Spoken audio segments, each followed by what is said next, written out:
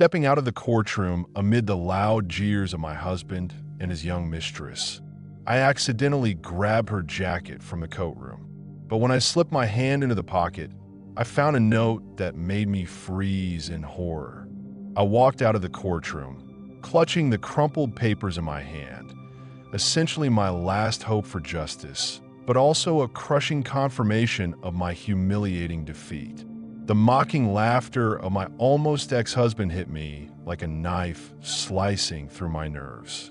He and his new fling, that young woman he claimed was impossible to resist, didn't miss their chance to revel in my disarray.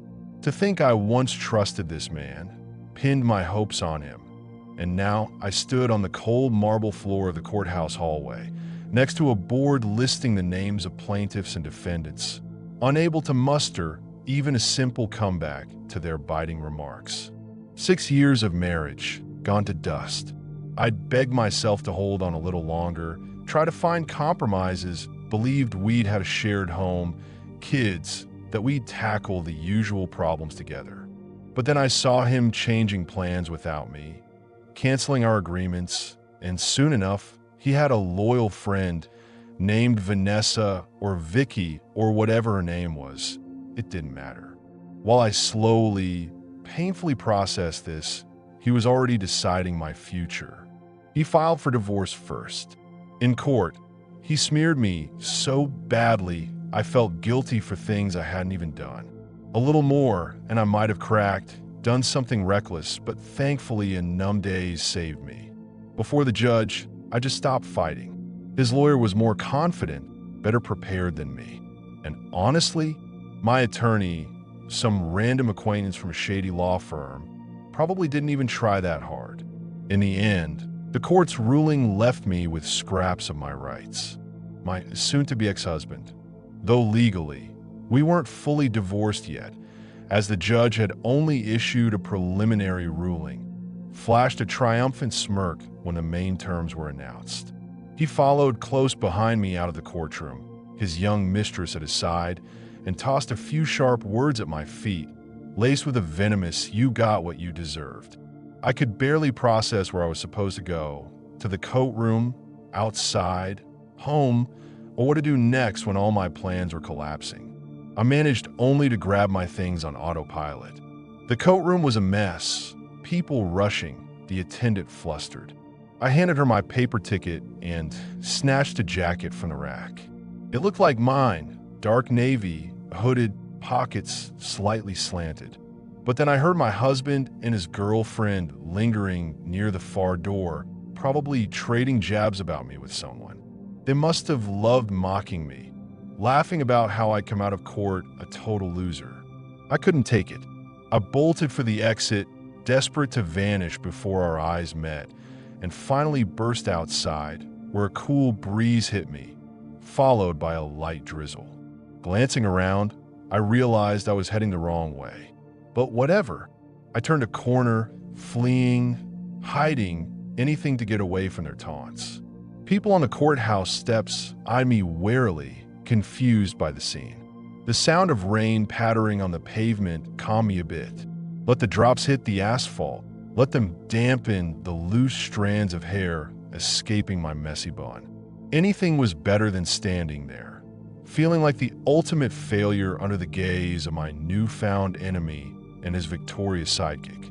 Suddenly, I noticed the jacket I grabbed was tied across my shoulders, the sleeves a tad short, and it smelled off, not the perfume I'd once spritzed on my own similar jacket. I brushed my hand over the fabric and realized, this isn't mine. The model was close, but not exact. How did this happen? The coat room was chaos. They must have mixed things up. In frustration, I nearly tossed the jacket to the ground, but remembered the drizzle and the documents still in my bag. I didn't want to soak everything. Great, thanks fate, I thought. As if the courtroom humiliation wasn't enough, now I'm stuck without my own clothes. Then it hit me. Maybe this was her jacket, the mistress's. With my luck, it wouldn't surprise me. She'd been wearing a similar quilted navy jacket too. What the heck, should I laugh or cry? I decided to check the pocket, hoping for a tag or maybe a business card to return it to its owner. I reached into the inner pocket and felt a folded piece of paper. I pulled it out, a crumpled sheet like it was torn from a notebook, and read, "Make sure she doesn't contest the property. It needs to look like an accident. 2 weeks max. I'll pay the rest after the final cleanup." My fingers went ice cold, and I dropped the note onto the wet pavement. My head spun for a moment. My heart pounded like I'd sprinted 100 yards. One thought screamed in my mind. Is this about me? Are they planning to? No, that's insane. I crouched, trembling, picked up the paper, and shoved it into my bag, glancing around in panic. Passers-by walked on, some to shops, others on errands. To them, nothing was amiss. But for me, the world had flipped upside down. Those scrawled lines, written in messy pen, felt like a death sentence. They were planning to eliminate me, to stop me from fighting for my share. But who? Why? My mind raced with guesses. The mistress, that young woman, could easily be behind this. For months, she'd been stoking his hatred toward me. Maybe they decided it was easier to get rid of me than split the property legally. I stumbled down the street, nearly tripping, trying to tell myself, maybe it's not about me. Just a dumb coincidence. But what if my name was mentioned somewhere? What if my husband himself decided I'd go all in, file an appeal, or stir up a scandal, and he'd rather erase me? My chest tightened at the thought. It took a few minutes to steady my breathing. I needed a quiet spot, so I ducked into an alley, leaned against a wall, and reread the note. She must not claim the house or finances. If needed, use connections to eliminate within the deadline, keeping my name out of it. There was a figure too, a hefty sum. After we confirm it's clean, I shuddered. Until now, I thought he just wanted to kick me out of our condo, take full control of the life we'd built together. Or so I thought, leaving me on the street. But this was different. This felt like a hit. Could he really be capable of murder? In court, he'd painted me as unstable, immoral. He might have turned everyone against me, so my sudden disappearance wouldn't raise eyebrows. Maybe that's exactly their plan. My breath caught, then quickened. I caught myself fidgeting with the zipper on this stranger's jacket. It made sense. If this was her jacket, the note was hers too. That answered it. I remembered her eyes, sometimes glinting with a strange coldness. I'd long suspected that behind her angelic facade was a ruthless streak that, paired with my softer nature, easily bent my husband to her will. Should I run to the police now? But I had no proof the note was about me. No names. I could already hear the cops chuckling. "What's this supposed to mean, ma'am?" I was terrified. Going back to the courthouse coat room to swap jackets was probably pointless by now. And if the mistress realized I had her jacket with her secret, she might speed up her plan. I needed to be smart. Still, I decided not to give up. My childhood friend, Claire, always told me, when life pins you against the wall, find your enemy's weak spots. I'd hesitated to call my husband an enemy, but now I saw no other word for him. He and his mistress clearly wish me no more good than a hunter does a fox. I have to find proof of their plot, or at least protect myself. I called Claire, trying to keep my voice steady. I told her the court was a total disaster and I needed to meet ASAP. She was surprised, but agreed to come to a coffee shop near my place in a couple of hours. She mentioned she was swamped with work, but seeing my shock, took a break. When I got to the place, a quiet, nearly empty spot with the smell of fresh pastries. Claire was already at a table with 2 cups of tea. I couldn't stomach anything. My gut was in knots. "What's wrong?" she asked softly, noticing my gaunt face and red eyes. "The court? Spill it." I told her everything I could, barely breathing, and at the end pulled out the cursed note and handed it to her. Claire's eyes widened. She gripped the paper like it might bite her, then whispered, "This is horrifying, but we're not sitting idle.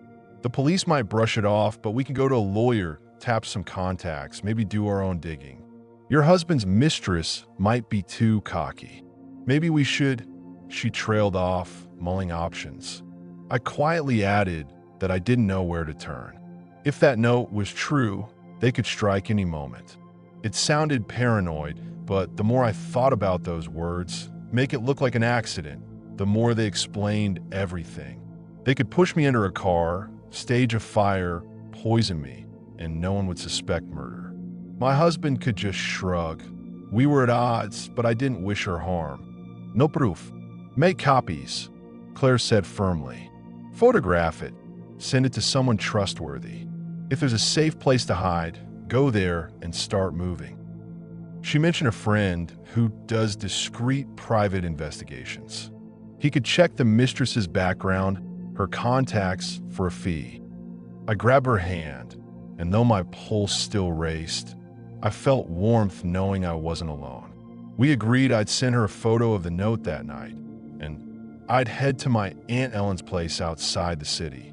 Aunt Ellen had a house far from urban chaos and once told me, "If you ever need to escape bad circumstances, my door's open."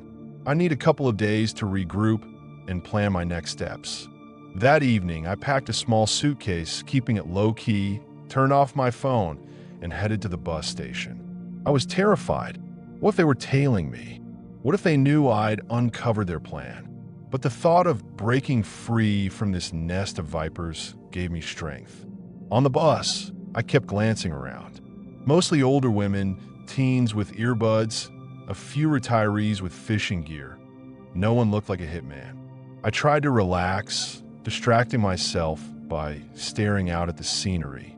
We left the city, fields and meadows replacing gray suburbs.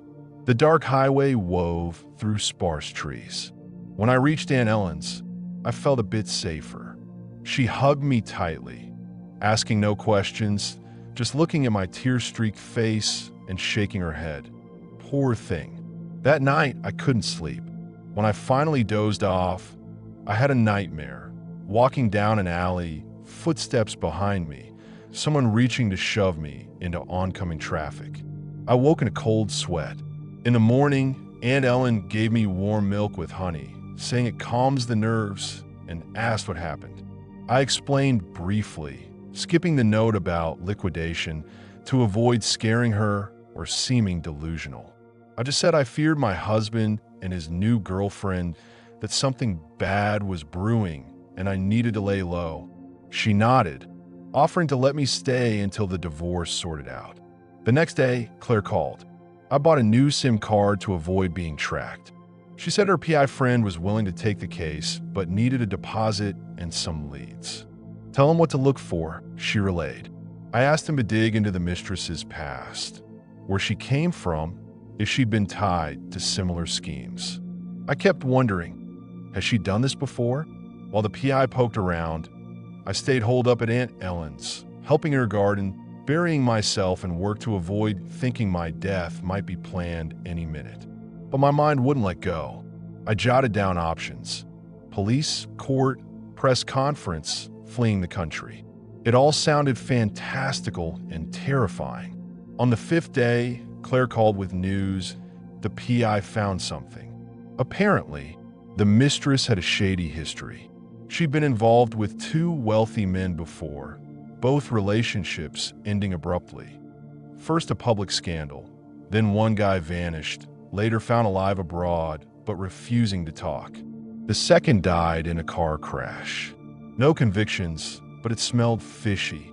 Maybe she had a pattern: ensnaring targets, then eliminating obstacles. Wives, rivals, creditors didn't matter. Hearing this, I shuddered. The note wasn't just empty words. What if my husband was in on it? We'd lived together for years. He could be caring, but after she entered his life, he became a stranger. With no better option, I asked Claire to connect me with a lawyer who could advise whether to file a police report about a threat to my life. We both knew the evidence was thin, a nameless note. No witnesses. It could have come from anywhere. They might even suspect I faked it to spite my husband. The lawyer, reliable but pricey, suggested a provocation. Photograph the note and hint to my husband I had dirt on him. If he bit, got defensive, or angry, it'd confirm the liquidation plan was real. I was scared but knew staying passive could cost me my life. Aunt Ellen, learning I planned to return to the city, panicked. "Honey, it's dangerous. What if they really try to hurt you?" But I just shrugged. As I wavered, my phone rang from an unknown number. I answered and heard my husband's voice, casual as ever. "Hey, I've been trying to find you. Where'd you disappear to? I've got a proposal. Let's settle our issues without more courts. You want to drag this out? I'm ready to pay you if you drop your claims. Just meet me." My blood ran cold. This was it, confirmation. He wanted to avoid new court battles that could drag on, maybe by my silence or lure me into a trap. It dawned on me. If he was calling, he likely didn't know I had the note. Had the mistress realized her jacket ended up with me? Probably not. She'd rushed after him that day, leaving it behind. "Okay," I said, hiding the tremor in my voice. "Where do you want to meet?" He suggested our old favorite diner, where we'd once celebrated our anniversary. Ironic and chilling. That's where he'd admitted he was seeing someone, but I hadn't taken it seriously then. Fine, the diner it was. I could prepare, bring someone discreetly, maybe get a reaction or intel. Well, I told Claire, she shot down going alone. "Are you nuts? He could slip something in your drink or have buddies block you in. The PI can wait outside, but that's no guarantee." We agreed a public place was safer than, say, an empty parking lot, but I couldn't let my guard down. The day came. I wore plain clothes, nothing flashy, and sneakers in case I needed to run. I arrived early, picked a table with a clear view, sat facing the entrance, and turned off my phone. My heart pounded so loud I worried the waiter might hear it. Nearby, women chatted quietly. A tipsy guy laughed loudly. Someone snapped photos on their phone. About 15 minutes later, my husband walked in, spotted me, and smirked. His gaze was cold, smug. He sat across from me, unbuttoning his jacket. "Well," he said in a half-whisper, "glad you showed. I'm counting on you being reasonable, not dragging us into a years-long war." I just nodded, eyeing him warily. He launched into offering a deal. He'd pay me a sum to back off, not claim any property. He spoke like it was no big deal. "Trust me, these court fights just burn nerves. Take, say, $70,000 cash and walk away clean. 70 grand. Less than a third of what I deserve in a fair split." I pretended to consider it, then, locking eyes with him, said, "Maybe I'll agree, but first, tell me, what happens if I don't? Got a plan to get rid of me?" He flinched, leaning back in his chair. "What's that nonsense? Why would I need to get rid of you? I just want you out of my life, maybe in another city. What if I found a note in someone's jacket about accidents and liquidation?" "How do you read that, honey?" At the word note, he twitched, though he quickly masked it, muttering, "That's ridiculous, cut the fantasies." But a flicker of fear crossed his eyes. "Listen, no psycho stuff," he said quietly. "If you got suspicions, we can sort it out. I'm not killing anyone. Maybe someone close to you is," I pressed. He went silent, his gaze shifting aside. That's when I realized he might not be the mastermind, but was going along with her plan, fanning the flames against me. Still, it was horrifying. He hadn't stopped her if he knew she meant to eliminate me. Anger surged inside me. We talked for a while. He pushed the money, begged me not to spread rumors about his new girlfriend. The note? A misunderstanding. "You're hallucinating, dear." I saw his neck muscle twitch, his irritation barely concealed. He knew I could make a scene right there in the diner. A few times, I caught him glancing around like he expected someone to show up. But the mistress wasn't nearby, maybe waiting in the wings. Finally, I said, "Okay, here's the deal.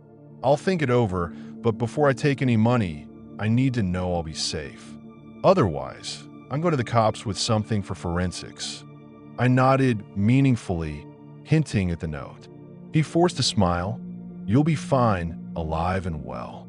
We're not savages, just reasonable people. I'm shocked your imagination's running wild. But his trembling hand betrayed him. We parted ways. He went to the counter, paid the bill, and we stepped outside together. The rain had stopped, the sun casting a yellow glow in the sky. I grabbed an Uber so he wouldn't offer to drive me. And in the rearview mirror, I saw him standing there, typing on his phone with a grim look. Maybe texting her that I knew. After that meeting, despair hit me hard. I was at their mercy now. If they thought I was a threat, they might try to eliminate me sooner. I rushed to a friend's apartment. She was on vacation and lent it to me. With shaking fingers, I called Claire, recounting the talk. Don't worry, she said. We'll get the lawyer's advice. Maybe notify the authorities, show her onto them. It'll make it harder for them to act openly. But the lawyer explained our evidence was shaky. The note was suspicious, but no names. Proving the mistress pushed my husband to order a hit was tough in court. We could file a report, but if they were clever, they'd cover their tracks and paint me as unhinged. The next evening, I cursed myself for not recording his reaction or the diner talk. Later, half-dazed, I took a small spy step, bought a tiny dictaphone, and tried recording a new phone call with him. But he was cagey, using vague phrases, admitting nothing directly. At the end, he just said, in our situation, it's easier if you just disappear than keep stirring up trouble, then hung up. The dictaphone, a featherlight device, went everywhere with me. I feared they'd grab me on the street. Picturing the mistress's cold eyes, remorseless. I couldn't eat or sleep, just waited for the other shoe to drop. The only thing keeping me going was knowing Claire and the PI were out there, ready to act if needed. But were they really? 2 long weeks passed with little change.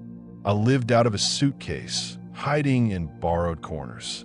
Once, an unknown woman called, claiming to be a notary, casually asking about my plans for the condo. I sensed a trap, said I didn't know what she meant, and hung up. Probably a ploy to draw me out. Then, out of nowhere, my husband called. My girlfriend, says she's ready to talk to you directly. Maybe you two can settle things, clear the air. I'm tired of playing middleman. I nearly laughed. Settle things with her, the possible mastermind of my liquidation? No way. But I figured if I didn't try, I'd miss a chance to gather more evidence or force them to back off. We set a meeting at a quiet coffee shop with few people. For safety, I tipped off the PI about the time and place, asking him to wait nearby in his car. If I didn't show up by the agreed time, something was wrong. I hid the dictaphone under my clothes. There I was, at a table by a cracked window, watching raindrops pool outside. 15 minutes passed, no sign of her. Then a slender woman with uncovered hair walked in, a light scarf around her neck, her eyes scanning the room. It was her. I'd only glimpsed her at court. Now I saw her clearly. Sharp nose, high cheekbones, lips with a petulant curve, eyes narrowed. Spotting me, she strode over and sat without asking. "Good afternoon," I said. "Yeah," she replied curtly, her voice icy. "What's the problem?" I swallowed hard. "You wanted this talk. I don't get why you're meddling in my family or what you want from me beyond the divorce." She smirked, watching my reaction. "Listen, I don't need theatrics.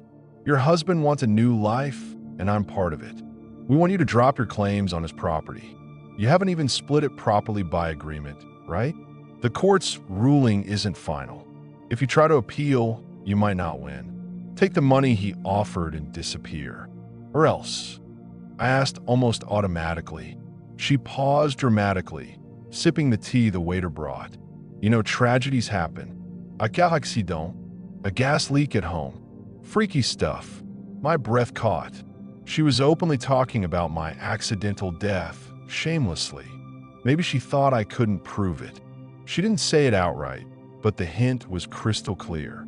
"So, you're threatening to kill me?" I forced out. She shook her head, staring at my coffee cup. I'm just saying life's unpredictable. Be smart, and there won't be any issues. Don't play the hero. Your husband wants a clean divorce, no public mess. Why drag it out? Take some cash and live quietly. My hand clenched into a fist under the table, but I kept a calm facade and said, let's say I don't agree. What if I have something that could ruin you? Ring any bells? She flinched, her gaze turning colder. What are you on about? A note, I said with a smirk. Found in someone's jacket. Very interesting stuff. I could take it to the cops if I wanted. Now she didn't hide her contempt. Cops? What do you prove? A scrap of paper in a jacket? Hilarious. No signatures? No dates. They'll think you made it up. Who believe a dumped wife? I've got connections, money. Your ex will just walk away, not even listen. I could say you're stalking me. I knew pushing further was risky, but rage took over. She was practically admitting she'd do anything to silence me. I took a breath, pressing harder. Listen, I'm not some ghost. I'm not scared of people like you. I may have less money and pull, but if something happens to me, my friends have a copy of that note and a letter with my notes. They'll take it to the feds. Your precious boyfriend will be neck deep in a criminal case. Think of like that. I was half bluffing. Yes, I had Claire, the lawyer, the PI, but their resources were limited. Still, the line worked sometimes if someone didn't want trouble. Her lips tightened, and for a moment, she lost control, fury flashing in her eyes. Then she reined it in, smiled, and pushed her cup aside. Fine, let's say we deal. We'll up the offer. You'll have enough to live on. The house stays with us anyway. But if you want to stay untouched, stop yapping about notes. Once it's official, you leave. The city's big. Rent a place, but no word about us to anyone. Or else a tragedy on the road, right? I said with a bitter smirk. She didn't answer, just stood, nodded to the waiter, tossed cash on the table, and left. I sat frozen for a few minutes. Then I realized I had to tell the PI fast. My hidden dictaphone had worked. Her voice, her threats, recorded though no names. It was something. Thus began a new phase of the nightmare. I kept getting texts from my husband, irritated, repeating, "Make up your mind, take the money and sign the papers." I stalled with excuses, looking for chances to record him again. He stayed vague, dropping hints. The mistress went quiet, like she was lying low. I started spotting odd people on the streets, fearing they'd sent someone to take me out. The lawyer said we had enough to at least spark a police inquiry. The recording of her threats, her voice identifiable, plus the note and my husband's behavior. We went to a police precinct, filed a report. They brushed us off, saying it was all speculation. The recording needed forensic analysis, and so on. But the lawyer pushed, hinting at corruption. They took us seriously, said they'd review the documents. Another week passed in agonizing tension. I didn't know what they'd do when they learned I'd gone to the cops. They'll act faster now, my inner voice warned.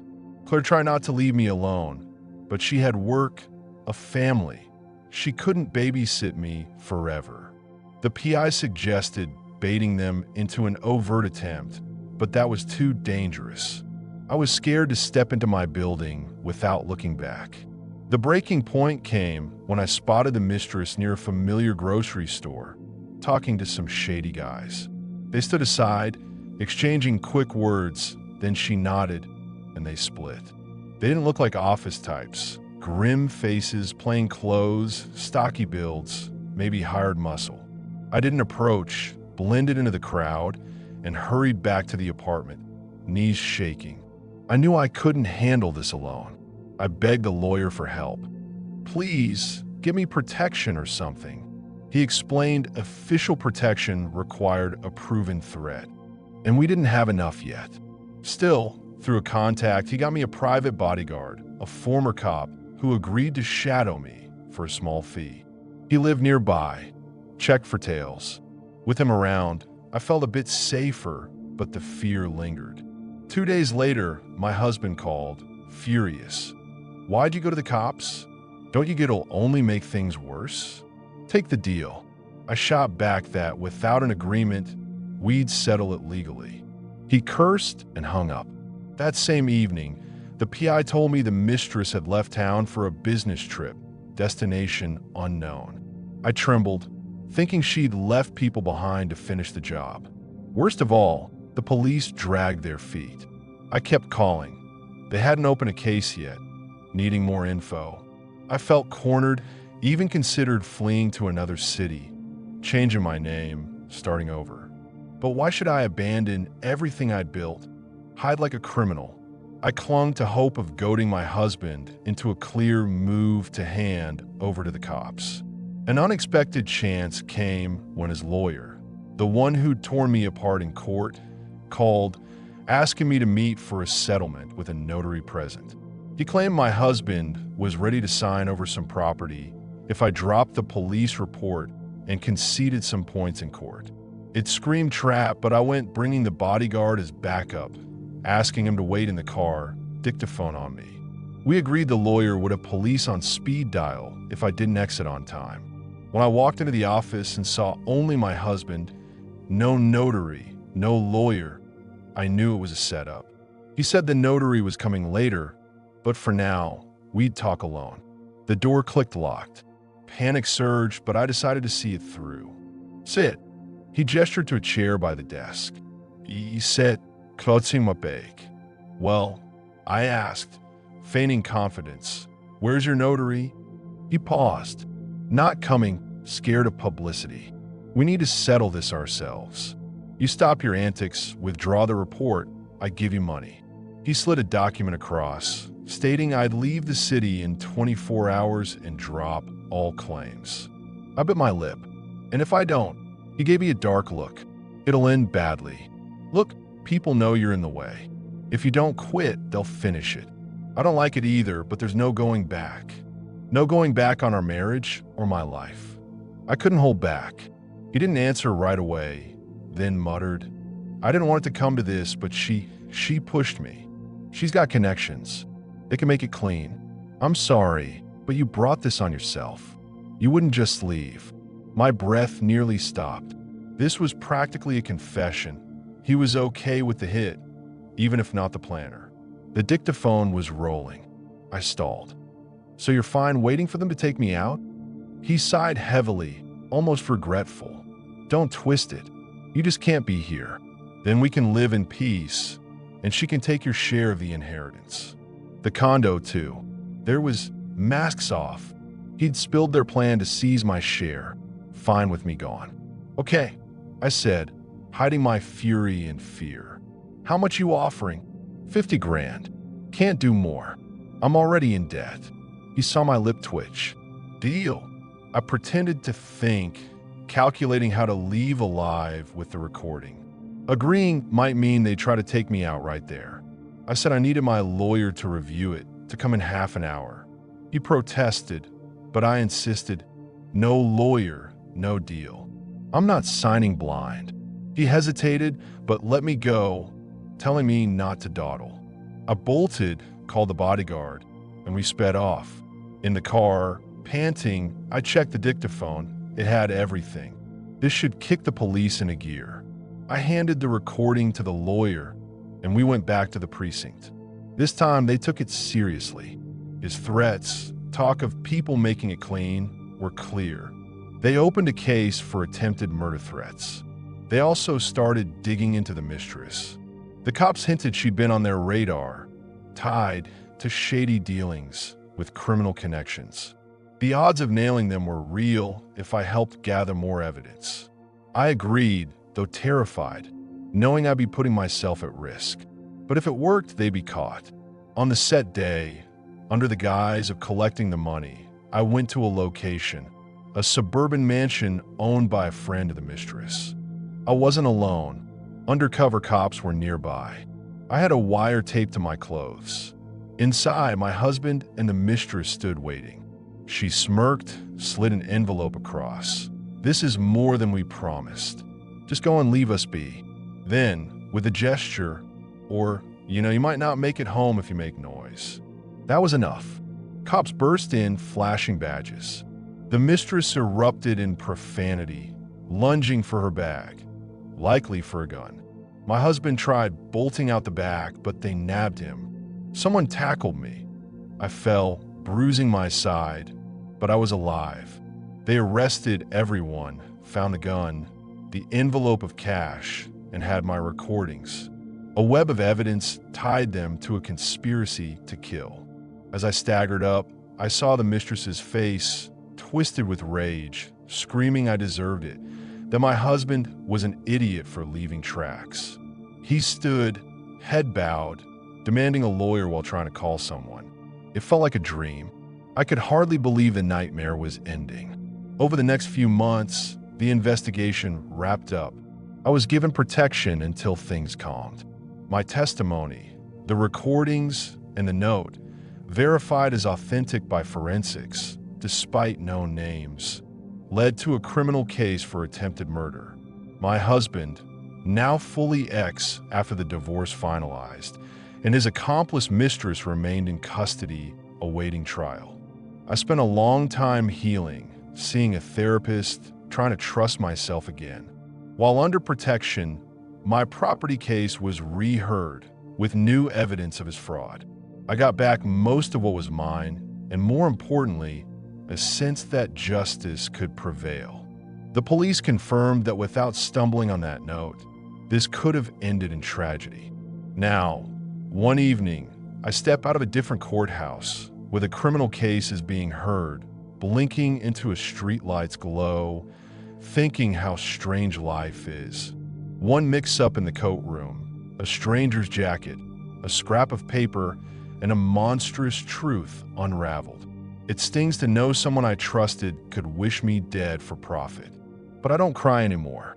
I'm proud I held on, didn't break, didn't let them destroy me. I walk across wet pavement, spotting Claire waving in the distance, and smile, thinking, I survived and now things will be different. Fate decided my marriage would crumble, but I found faith in my strength and people who truly supported me. The lesson of this long, wild saga: sometimes, when you're left with nothing but courage and the will to live, a way out appears. And if someone tries to erase you, your persistence can turn the tide. I never imagined a stranger's jacket would save my life, but it did. At the final hearing, when they announced my husband and his mistress would face trial on criminal charges, I felt a mountain lift from my soul. It's almost over. No more jeers or empty threats behind me. I hug Claire and hear her whisper, "You won." In that moment, I know, despite their every attempt, I'm alive. And in the final seconds of this journey, a resolution I couldn't have dreamed of, even in my worst nightmares, unfolds. A truth exposed by a simple note, and I, who thought I'd lost everything, found myself anew amid the ruins of my old life, with a fierce belief in the future.